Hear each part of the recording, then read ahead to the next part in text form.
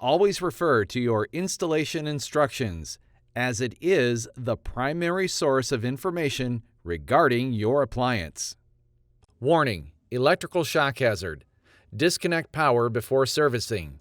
Replace all parts and panels before operating. Failure to do so can result in death or electrical shock. Installing a 3-wire plug for your dryer. First, remove the terminal block cover on the back of the dryer.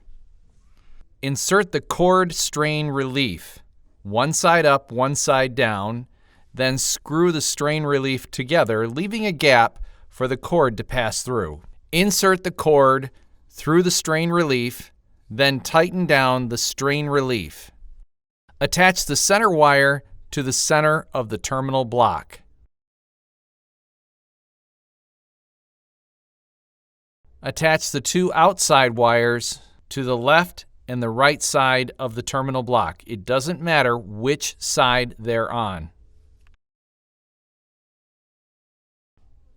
Reattach the terminal block cover.